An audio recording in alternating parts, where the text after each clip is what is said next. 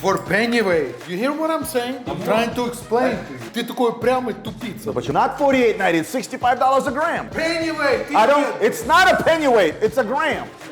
My client came in to pick up his 𝗴𝗲 that we restored. You won't believe what happened. Problem is that you have to service these watches every 18 months. What are you talking about? That's crazy. This kid dropped it in the pool.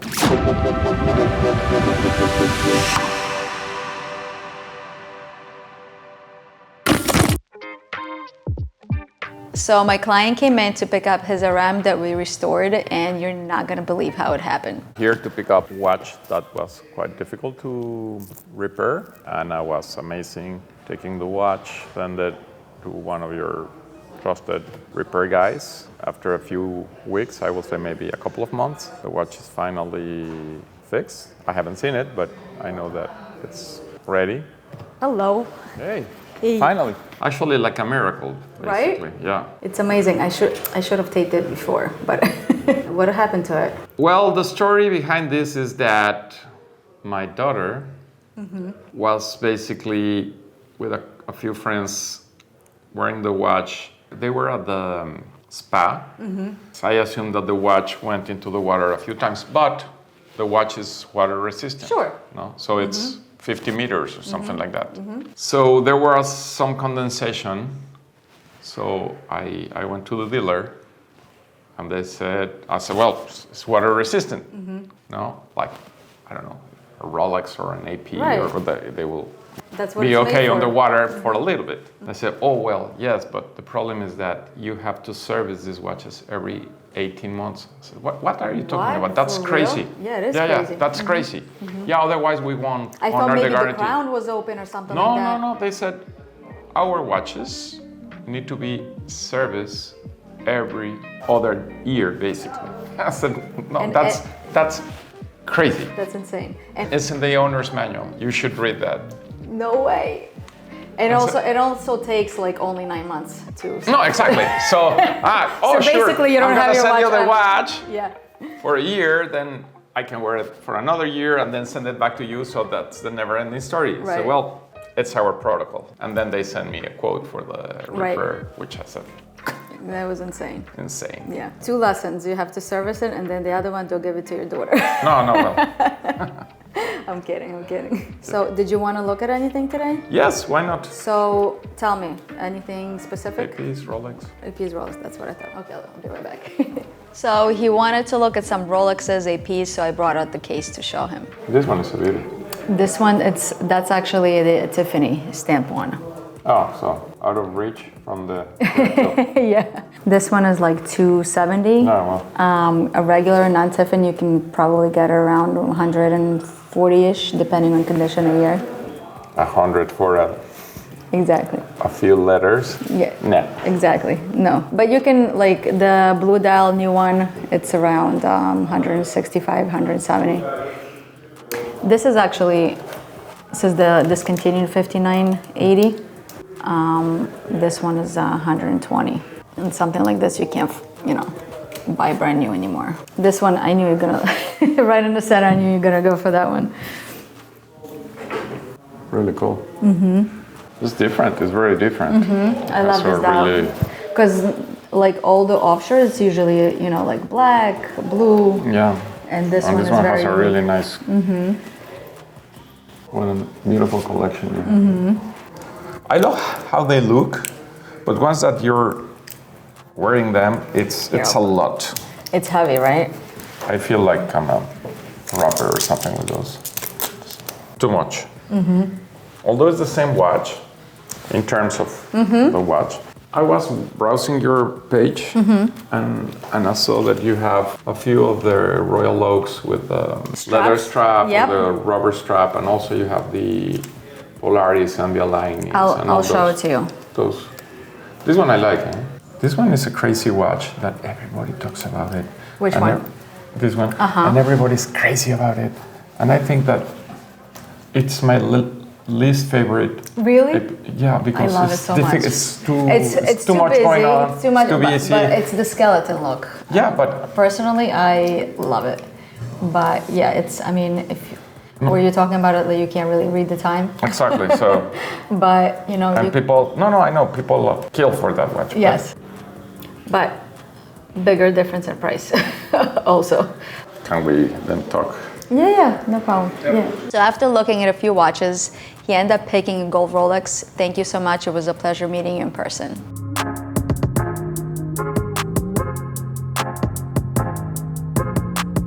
So I bought this watch for the price of gold some time ago when gold was a lot lower than what it is today. Today, gold is trading at $2,030 an ounce. Buying it for the price of gold and going up, that means I actually have profit in this watch. So let's see what we got.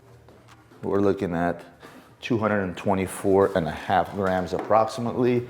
Today's price of gold per gram is $65.31. So we're gonna take 224.43 times 65.31. That's 14,657. Now this is 18 karat gold times No, 0.75. That's not how you do it, Roman. А как? Look how you figure out. 224 грамма. Какая разница, если я делаю на... Look, 2030, the gold spot is times 750. Ну не надо, это не 𝗴𝗿𝗲𝗲𝗍𝗂𝗽. Вот у меня написано, here's a price per gram per gold, $65. Что ты мне делаешь, блядь? It's for penny weight. It's not. Roman, okay, it's not. What the gold? Grams написано, grams. It's grams. You hear what I'm saying? Or you, блядь, ты такой прямый тупица. Да почему я упрямо тупица? Если мы говорим, вот написано у меня, по-русски написано, в граммах, не в 𝗴𝗿𝗲𝗍𝗂𝗽, в граммах стоит сегодня долларов. Сколько граммов в унции? That's not how you do it, Roman. I'm trying to explain to you. Сколько стоит грамм золота? Сегодня скрап, подожди, $59, 14 karat gold scrap. $65 a gram. This is exactly what it says here. Что вы мне... 65, it's a 6530 is Pure gold. pure gold. Okay, 18 karat gold is 0.75. But that's not how you do But it is, it's right here. What do you mean it's not how you do it? А зачем 𝗴𝗿𝗍𝗲𝗍𝗃 мне, когда у меня пишет, сколько стоит грамм? Okay, let's try that again. So all I'm doing is 224.43 times 40. times the gram of gold is not 48.90, it's $65 a gram. A penny weight. It's not a 𝗴𝗿𝗍𝗲𝗍𝗃, it's a gram. In either case, I bought this watch for $8,500, I believe was the cost. Now, in gold, there's 11,000, but I gotta take out the movement and see how much actual gold is there. So let's go see Peter. Roman wants to melt this gold watch down, so let's take it apart first. So as I'm taking this thing apart, I noticed that some of the screws and pins, they're actually made of stainless steel. This will pretty much affect the overall weight of the gold and ultimately change the price. Hopefully Roman's not too mad about that.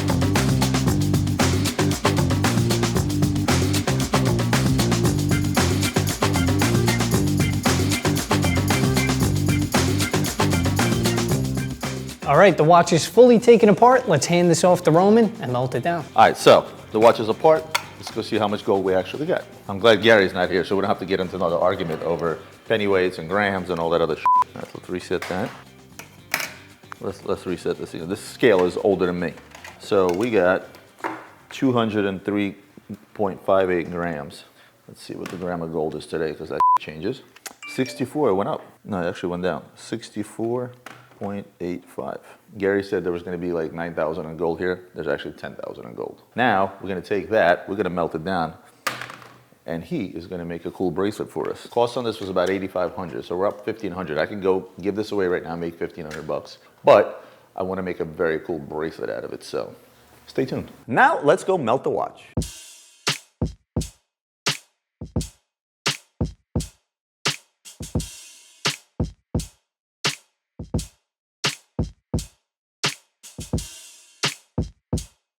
Guys, as you can imagine, this will be a bit of a process, but stay tuned. There will be an entire video dedicated to this, which we'll be happy to share with you in a very near future. Back in action.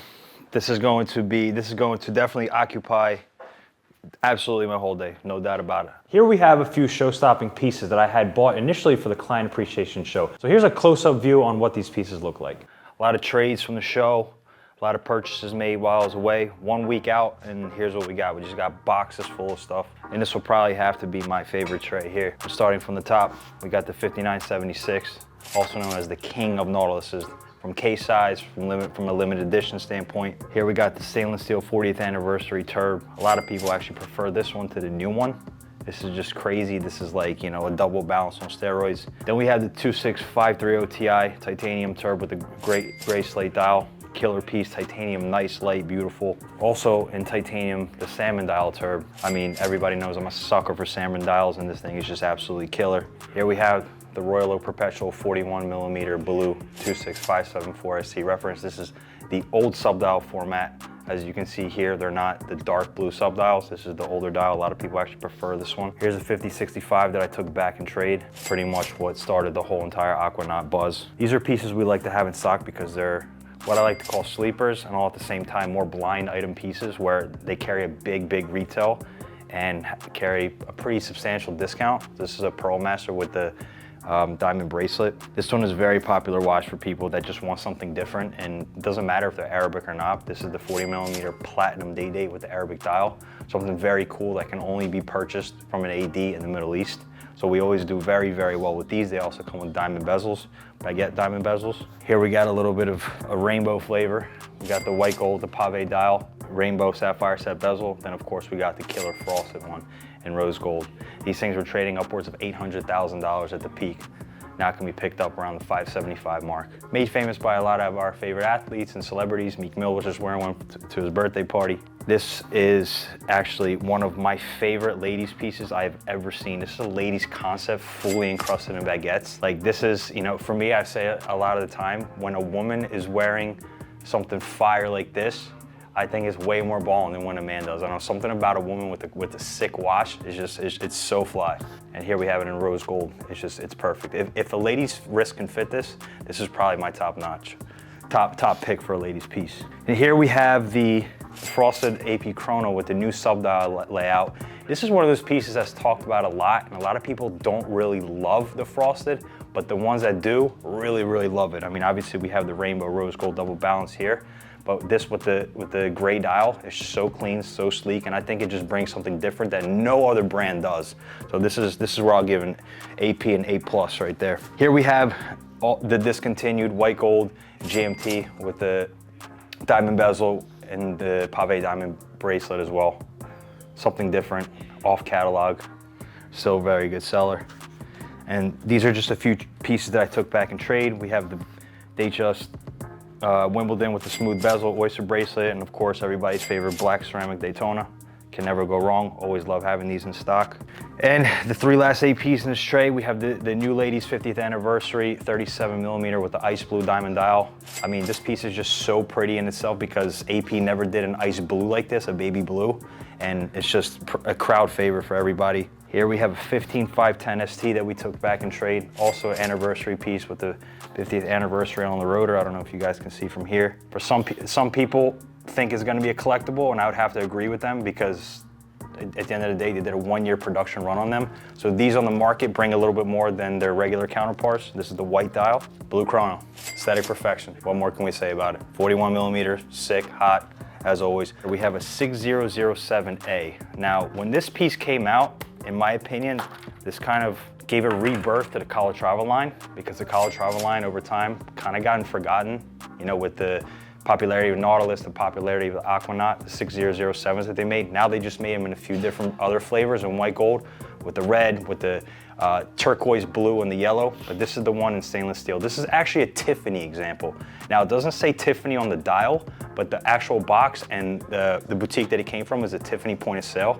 That's a really cool selling point in this watch, and I just think it's really cool. Here's probably my favorite pickup. This is one of those that I've been working on for 2 months, but I finally got it in stock. Now most people will see a Celestial baguette, and people ask, well, what's so special about this, right? It's on catalog, we've seen it before, but the reality is this is not just your average 6104. This is 6104 in platinum. Probably only a handful of pieces exist, right? So yeah, it does look like its white gold counterpart, but the fact that it's platinum, a real sophisticated collector will understand exactly what this is.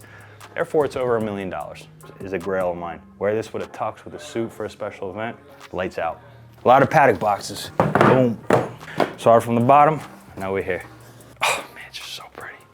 Aesthetic perfection right here. The 5968G, white gold, jumbo, chronograph. One of my all-time favorite Aquanauts, absolutely. Oh yeah, oh yeah. They also make a green one, they make a stainless steel one with orange, and they just came out with the rose gold one, but I would say the blue one is my absolute favorite. No doubt about it. The subtle touch of diamonds. Not too much, right? But it's enough just to say, hey, not only is this a 5960, this is a 5961 rose with a baguette diamond bezel, and to accentuate it with the diamond buckle. Pure sex, right here. 5961 rose. Very rare, we don't get a lot of these in. This is a 5212, also one of those 𝗙𝗃𝗲𝗏 pieces that kind of brought things back to the forefront and the importance of 𝗙𝗃𝗏s, because it's got a little bit more, I would say, character than its just regular counterpart, 5212, and this strap is sick. It's a blue satin strap. Really, really cool touch. Obviously it has its original strap as well. Now here's that other 6007 I was talking about. I had mentioned previously this one, the stainless steel one. This is the new white gold release that they made in yellow one. They make a red one and they make like a teal colored one. I think if you're somebody that has a yellow car, just likes yellow or wears a lot of yellow or drives a lot of yellow, this is it. This is the watch. So this is the original and this is the new one. Really cool side to side. The almighty white concept. Now this is the second generation of steel or titanium watch that AP made with the white ceramic element. The first was the 𝗙𝗏𝗏𝗀𝗃, then they started making it in the white concepts. And when it comes to high complication like Royal Oak Offshore Tourbillon chronographs or concepts, the white concept is by far the best seller.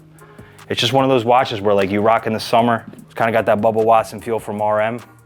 It's a fan favorite, aesthetically perfect. Love having these. But yeah, man, we can stand here all day, but this is kind of like the really, really cool stuff that I wanted to show. Everything else is kind of more or less the same. A lot of Rolexes, a lot of other Patek's. I got a ton more watches to write up that we got back from Miami. A few more stuff coming, another Malka package coming.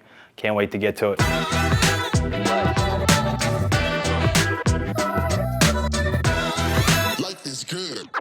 Yeah, so right now, my personal goal this month was another million. I was shooting for it.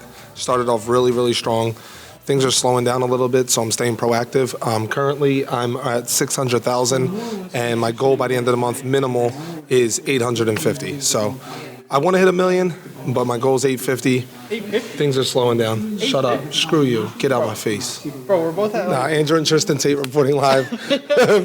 No. Let me read what he just... Right now, no?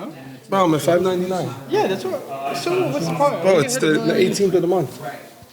That's 12 days, bro. All right, let's get to work. All right, let's All right, guys. I am here today with watch expert Marco. No, don't call me an expert. I am not an expert. We're going to keep it rolling. Either way, we're here with watch expert Marco. I am not an expert. And I have a couple questions for him.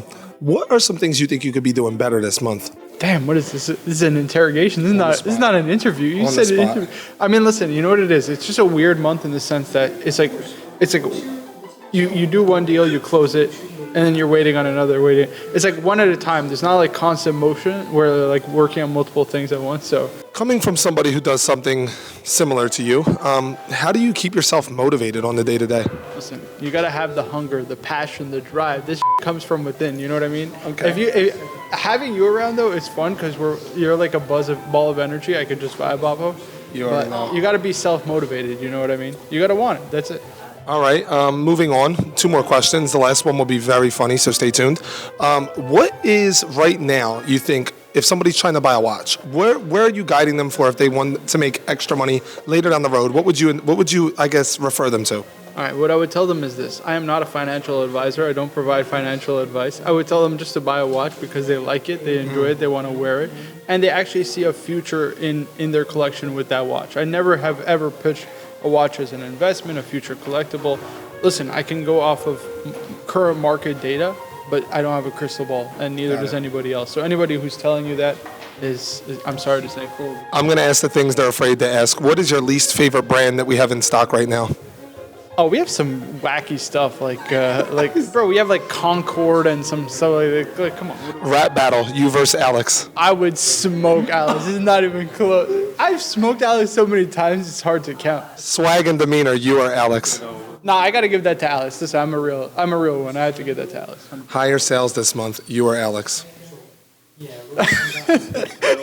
We're gonna wrap it up, guys. Thank you for tuning in to Keeping Up with Kev. My first interview guest, Marco. No, This is what's gonna get you bullied, bro. Bro, what? This is gonna get, put this in. No, this will be good. They're gonna rip these people. This guy said I would just get beat. Listen, when it for comes anybody to sales that's or anything in general, he can't compete. This dude's name is Pete. He a joke. Listen, guys, although it looks like sometimes we're just playing around, realistically, we just go hard in here, like super hard. But listen to these bars he's about to drop on Alex. Go ahead. No. Let's go. No. So I was. No. I don't want to say. I've said it too many times. All right, just do it one. The word I got for you right now is revenue.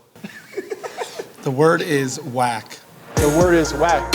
With these raps, I'm gonna be on smack. If you ever watch URL, that shit smacks. And that's all I got. Oh. I can't really. No, I don't want to. We have rappers here. All right, so this month currently, like I told you guys before, we are sitting around 600K. A lot of you guys have been asking for what are some of the watches you see going out the door. This month we have a lot of GMTs. I don't try to sell them. I don't favor towards them. I do own a GMT, but we have some high pieces. We had some Royal Oaks. We had a Tourbillon. We had a couple Tourbillons. We had a Panda Daytona. We had some Submariners, Yachtmaster, even a couple vintage pieces, believe it or not. So it's definitely a good mix and a good blend of vintage and up to date, and even kind of, what was this? Oh, even the Mercedes F1 AMG, the Pilot, the IWC sold this month too. Yo. All right, guys, so I want to show you something special. This is a 118206. This is a platinum day date. Beautiful piece. Super, super rare. This is a 2007. It's in great condition. This is an Arabic blue dial. Crazy, crazy weight. Love the clasp. But this is just such a nice watch. It actually made me think of Alex's old day date with that baby blue, that nice color. So shout out to my guy Alan. This is on the way to you. And I hope you love it. Crazy condition, crazy watch. Absolutely love it.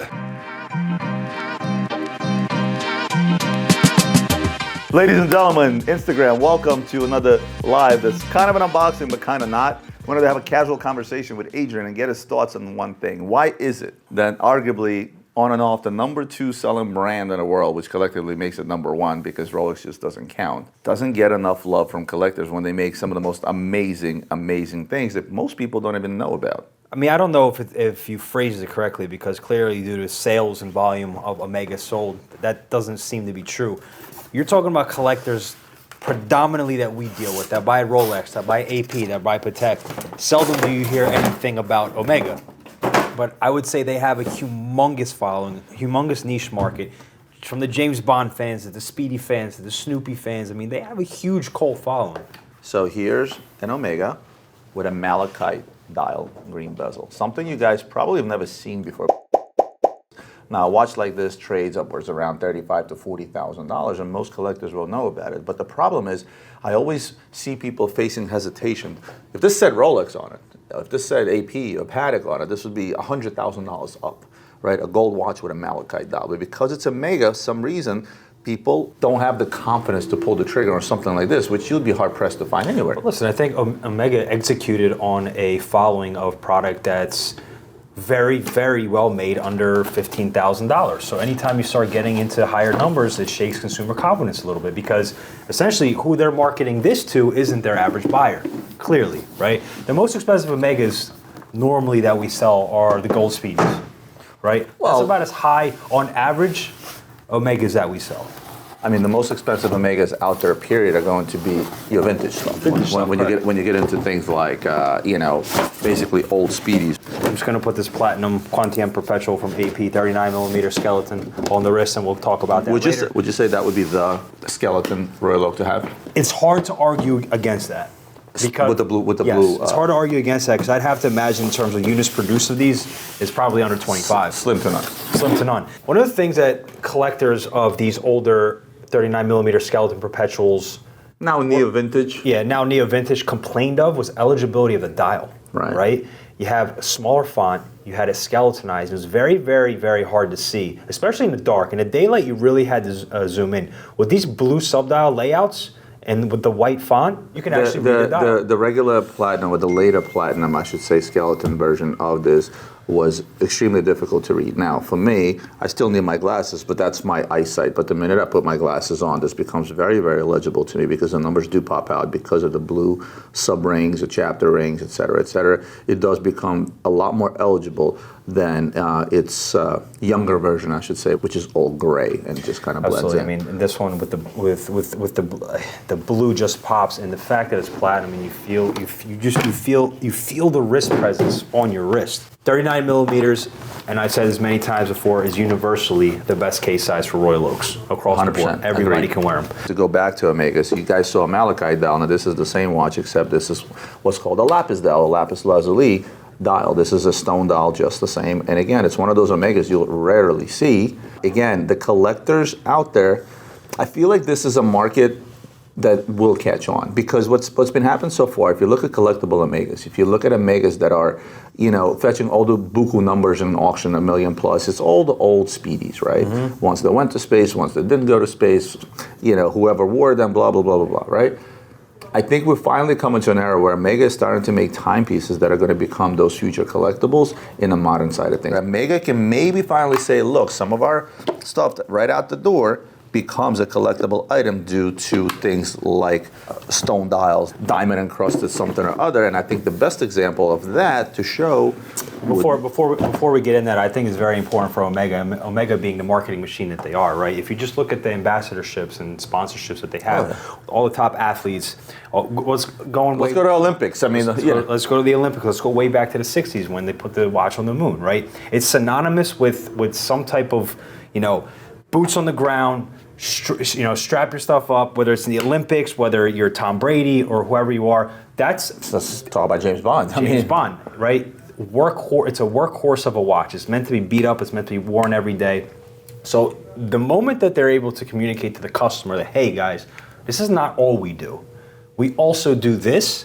Which is collectible, coveted, and has a potential increase in value, because that's become an important part of the watch collecting side of things, as much as I hate it, and as long as I've been preaching that these things are not an investment, but that's become an important factor. I wasn't going to show this guy, but might as well. Here's one that's an instant collectible right out the door, and this is the latest James Bond that they made. Look at the little James Bond box. You got to figure out which button to press. But this is the latest James Bond, and these are the ones, any of the 007s that they've done since, you know, they started doing them, have become that instant collectible. I happen to really love this one because of the mesh bracelet. I love the mesh bracelet. It gives you that little cool, rugged look, and I just kind of want to press this button and see a laser come out, but you know that's not going to happen. So to go back to pieces that are instant hits, drum roll. I think this is one of them, and this is Omega's taking on the Rainbow Daytona, the Seiko Daytonas, the Patek 5711s with the baguette ruby bezels. With AP, with their sapphire set pieces, ruby now look, set pieces. What I love is, aesthetically, when I first looked at the picture, I was just like, yeah, I'm not sure about this. I don't know how well they're going to do. Are they jumping on the bandwagon? Probably, but so does everybody else, right? What they did here is the way they executed with the ruby on the crown. Ruby on the crown is gorgeous. The ruby on the dial, which actually it's a different shade if you notice, because it sits against the black background, and obviously in rose gold, this is a perfect combination. They did the sapphires and white gold. We don't have that one, sorry, spoiler alert. There isn't a single one for sale anywhere. Yes, correct. Not on the dealer chats, not on, we're talking about a watch that's in the range of $200,000. And in may lie a problem, because again, historically, if you look at a price range of $100,000 and up, or $200,000 and up, you usually look at something vintage and rare.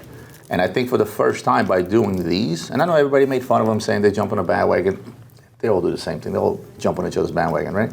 But bottom line is, this could be the start to that. Time will show. It's us that take that risk, take the gamble of investing a significant amount of money into an Omega that's that much money.